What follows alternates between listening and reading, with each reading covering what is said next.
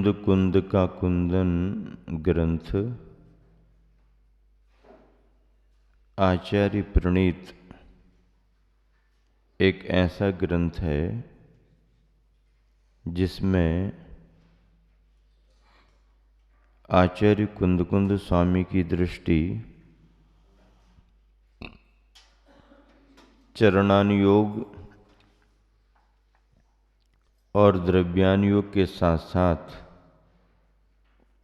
करणानुयोग पर भी है। पहला अधिकार रत्नत्रय का अधिकार रहा। सम्यक दर्शन, सम्यक ज्ञान, सम्यक चारित्र की चर्चा विशेषताओं और सूक्ष्मताओं के साथ में हम सभी ने स्वाध्याय में समझी। अब दूसरा अधिकार उपयोग अधिकार है। उपयोग अधिकार की चर्चा है।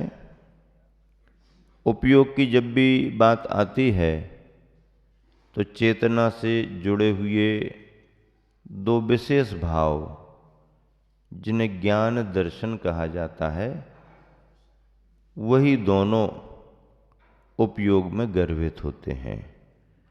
उपयोग का अर्थ है ज्ञान और दर्शन रूप चेतना के परिणामों का परिणमन, ये उपयोग है। गाथा का उच्चारण करेंगे। इस गाथा में द्रव्य गुण पर्याय का विवेचन है। क्या विवेचन है? द्रव्य गुण पर्याय का विवेचन है। पच्चय विजुदम दब्बम दब्बि विजुत्ताय पज्जया नत्थि दोनम अनन्य भूदम भावम समना परुविंति पज्जय विजुदम दब्बम दब्बि विजुत्ताय पज्जया नत्थि दोनम अनन्य भूदम भावम समना परुविंति। ये गाथा पंचास्तिकाय ग्रंथ के 12वें नंबर की है। एक एक शब्द का अर्थ लगाएंगे। पज्जय विजुदम पर्याय रहित, विजुदम विजुतम वियुक्तम रहितम पर्याय रहित, दब्बम नत्थि द्रव्य नहीं है। इसका मतलब ये हो गया कि पर्याय के बगैर कोई भी द्रव्य रह ही नहीं सकता। 6 द्रव्यों की बात कर लो, जीव, पुद्गल, धर्म, अधर्म, आकाश, काल। ये 6 द्रव्य पर्याय के बिना नहीं। पर्याय का अर्थ क्या? उस द्रव्य की परिणमित अवस्था, द्रव्य का परिणमन ही पर्याय है। अब अगर द्रव्य परिणमन नहीं करेगा तो द्रव्यत्व गुण समाप्त हो जाएगा, और जब द्रव्यत्व गुण ही समाप्त हो जाएगा तो द्रव्य का अस्तित्व समाप्त हो जाएगा। तो जहाँ जहाँ द्रव्य का अस्तित्व है वहाँ वहाँ उसका परिणमन होगा ही। द्रव्य की परिभाषा ही उसके परिणमन से बनती है।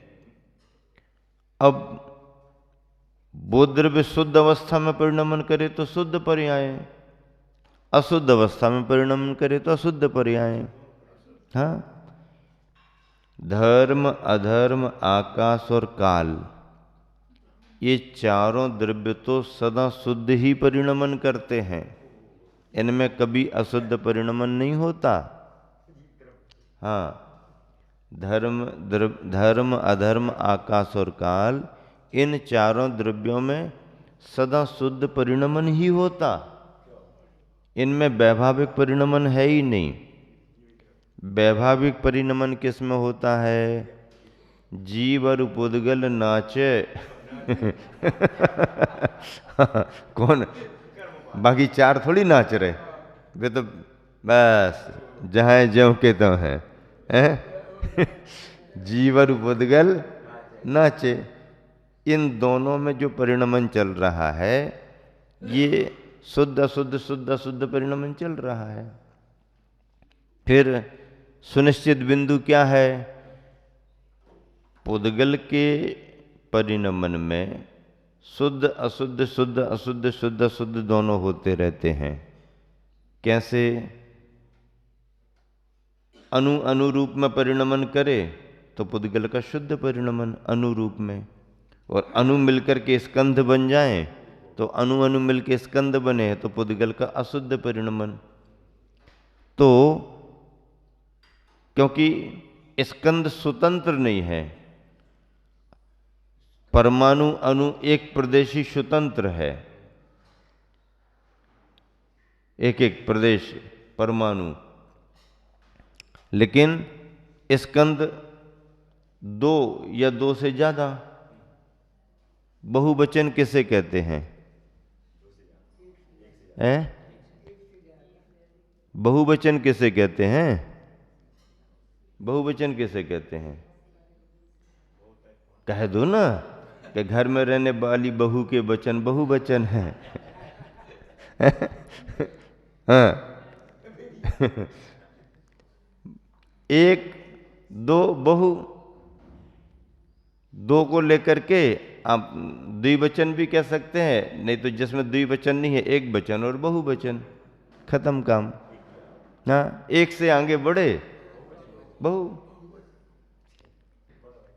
वो तो स्वाभाविक रूप से उसका परिणमन ऐसे ही चलता आ रहा है। रागदेश बीज के रूप में अनादि से है, उसके कारण कर्म, कर्म के कारण नो कर्म, बस ये क्रम उसका अनादि से चल रहा है। इसको तोड़ने का सबसे अच्छा तरीका है भाव कर्म राग द्वेष समाप्त हो, द्रव्य कर्म जाएंगे, द्रव्य कर्म जाएंगे, नो कर्म चला जाएगा।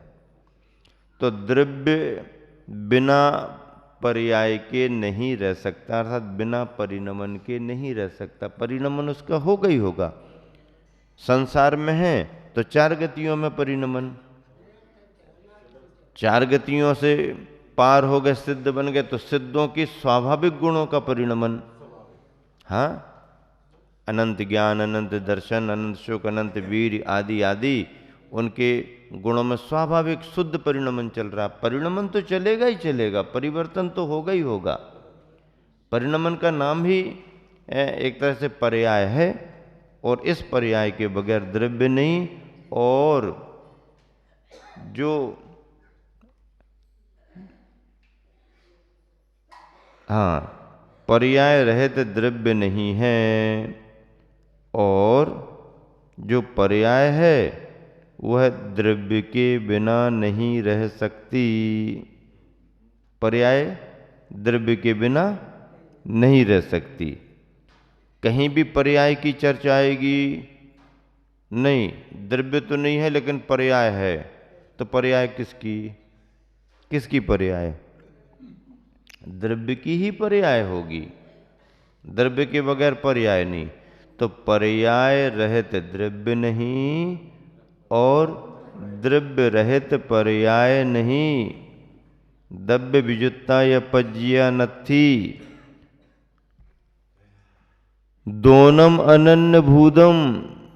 द्रव्य और पर्याय को अनन्य भूतम अभेद स्वरूप परुविंती कहते हैं। क्या कहते हैं? हाँ, दोनों को अनन्य भूत अभेद स्वरूप, अनन्य भूत न अन्य भूत, अनन्य भूत, अन्य भूत दूसरे रूप, अनन्य भूत अपने साथ, तो अभेद रूप परुविंती कहते हैं। पर्याय रहित द्रव्य नहीं है और द्रव्य रहित पर्याय नहीं है। श्रमण जन द्रव्य और पर्याय को अभेद स्वरूप कहते हैं। हो कोई हो बे वो में कहा जीव है सो जीव का परिणमन है। अब बाहर के आकार प्रकार शरीर के अलग अलग हैं, लेकिन परिणमन होगा ही होगा। हाँ बिल्कुल।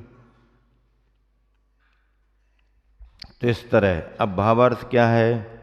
भावार्थ देखिए, मिलान करें भावार्थ। जैसे गोरस, गोरस का अर्थ क्या होता? गोरस का अर्थ क्या? गोरस एक संज्ञा है, हाँ, जो गाय के दूध से संबंध रखता है, गोरस कह दिया। जैसे गोरस अपने दूध दही घी आदि पर्यायों से जुदा नहीं है। आपने कहा ये गोरस है, अच्छी बात है, गोरस है, लेकिन अब दूध रूप नहीं है, दही रूप नहीं है, घी रूप नहीं है, तो किस रूप है फिर? हैं? किसी न किसी अवस्था में तो रहेगा। गोरस कह रहे हो तो गोरस या तो दूध के रूप में होगा, या दही के रूप में होगा, या घी के रूप में होगा। नहीं नहीं, दूध दही घी नहीं है फिर भी गोरस है, तो क्या फिर उसका अस्तित्व ही क्या होगा? हाँ नहीं, बिना दूध के नहीं, और गोरस के बिना दूध दही घी नहीं मिलेंगे। जैसे गोरस, ऐसा हमने यदि कहा कि ये गोरस है, तो इसका मतलब है कि वह अपने दूध दही घी आदि पर्यायों से जुदा नहीं है। उसी प्रकार द्रव्य अपनी पर्यायों से जुदा यानी पृथक नहीं है, और पर्याय भी द्रव्य से जुदे नहीं हैं। पर्याय भी द्रव्य से जुदे नहीं हैं। इस प्रकार द्रव्य और पर्याय की एकता है। क्या? द्रव्य और पर्याय की एकता है। यद्यपि कथनचित प्रकार कथन की अपेक्षा, यद्यपि कथनचित प्रकार कथन की अपेक्षा समझाने के लिए भेद है। हाँ, कथनचित, किंचित, कथन की अपेक्षा समझाने के लिए भेद है, तथापि वस्तु स्वरूप के विचारते भेद नहीं है, क्योंकि द्रव्य और पर्याय का परस्पर एक अस्तित्व है। द्रव्य और पर्याय का परस्पर में एक अस्तित्व है। यदि द्रव्य न हो तो पर्याय का अभाव हो जाए, और पर्याय न हो तो द्रव्य का अभाव हो जाए। जिस प्रकार दुग्धादि पर्यायों के अभाव से गोरस का अभाव है, और गोरस के अभाव से दुग्धादि पर्यायों का अभाव होता है, इसी प्रकार इन दोनों द्रव्य पर्यायों में एक का अभाव होने से दोनों का अभाव होता है। इस कारण इन दोनों में एकता अभेद माननी योग्य है। द्रव्य और पर्याय, द्रव्य और, अच्छा, फिर द्रव्य भी क्या है? द्रव्य भी क्या है? द्रव्य भी अपने आप में कुछ नहीं है, गुणों के समूह का नाम ही द्रव्य है। गुण समुदायवत द्रव्यम, गुणों का समूह ही द्रव्य है। द्रव्य अपने आप में कुछ नहीं है। गुण पर्यायवत द्रव्यम, गुण और पर्याय ही द्रव्य है। द्रव्य अपने आप में कोई अस्तित्व नहीं रखता, गुणों का समूह जो है उसी को द्रव्य कहा। अब गुण ना हो, गुणों का परिणमन ना हो, गुणों की पर्याय ना हो, फिर भी ये द्रव्य है, कूटस्थ हो जाएगा, द्रव्य की परिभाषा नहीं बनेगी। द्रवति द्रोष्यति अधिद्रुवत इति द्रव्यम, द्रव्य की परिभाषा ही है। जो परिणमन कर रहा था, परिणमन कर रहा है, परिणमन करेगा, क्या? हाँ, पहले भी परिणमन किया, अभी भी परिणमन कर रहा, आगे भी परिणमन करेगा। इसका नाम क्या है?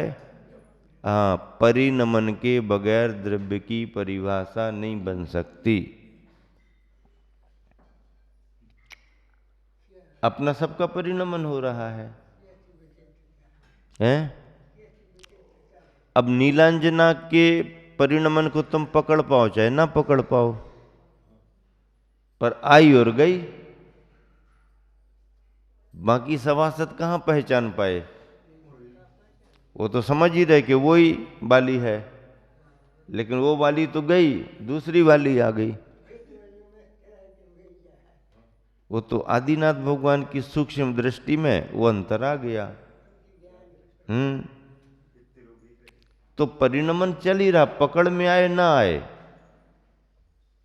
परिणमन चल रहा है।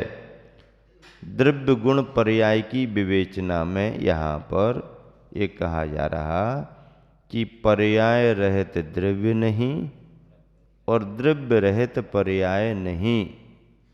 श्रमणजन द्रव्य और पर्याय को अभेद स्वरूप कहते हैं। अलग अलग जुदे जुदे हम नहीं कर सकते हैं।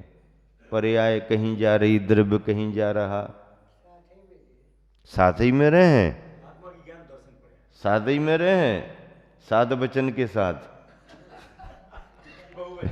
साध वचन के साथ फेरा काय के लिए लगाए हैं?